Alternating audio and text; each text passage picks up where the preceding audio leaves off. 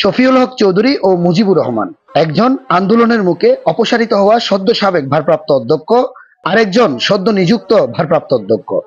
তাদের দুজনকে ফুলেল শুভেচ্ছায় বরণ করল শিক্ষক শিক্ষার্থীরা। রামুর কচ্ছপিয়া ইউনিয়নের গর্জনিয়া ফয়জুল উলুম ফাজিল মাদ্রাসায় বৃহস্পতিবার দেখা গেল এমন চিত্র। এই মহতী উদ্যোগে নেতৃত্ব দেন মাদ্রাসার প্রাক্তন ছাত্র সমাজসেবক তৈবুল্লাহ। পরে দুপুর 2টায় মাদ্রাসার আয়োজনে নবনিযুক্ত ভারপ্রাপ্ত অধ্যক্ষ আরবি প্রভাষক মুফিজুর রহমানকে বরণ উপলক্ষে আয়োজন করা হয় বিশেষ আলোচনা সভার। সবাই সভাপতিত্ব করেন সদ্য সাবেক ভারপ্রাপ্ত অধ্যক্ষ ও মাদ্রাসার সহকারী অধ্যাপক শফিউল হক চৌধুরী। প্রাক্তন শিক্ষার্থী ও ইউপি সদস্য মোহাম্মদ ইউনুসের সঞ্চালনায় প্রধান অতিথির বক্তব্য দেন মাদ্রাসার প্রতিষ্ঠাতা সদস্য আবু আবদুল্লাহ মোহাম্মদ জহিরুদ্দিন বদরু। স্বাগত বক্তব্য দেন মাদ্রাসার সিনিয়র শিক্ষক সাংবাদিক মাইনুদ্দিন খালেদ।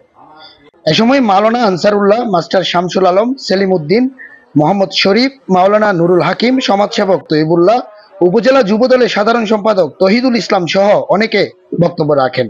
মাদ্রাসা সংস্কার করতে গিয়ে আন্দোলন নিয়ে সাবেক ভারপ্রাপ্ত অধ্যক্ষ শফিউল হক চৌধুরীর কাছে সকল শিক্ষার্থীর পক্ষ থেকে ক্ষমা চান শিক্ষার্থী সালাউদ্দিন।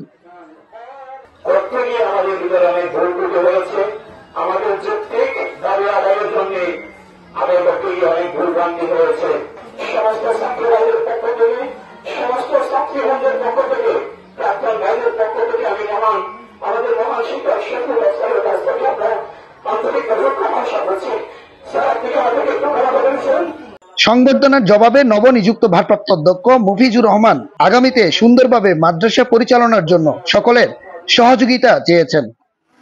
আমাদের কোনো কিছু নাই, যেটুকু দিয়েছেন, যেটুকু হয়েছে সেটা আল্লাহ পাকের অপার অদান্যতা, ঠিক কিনা বলেন?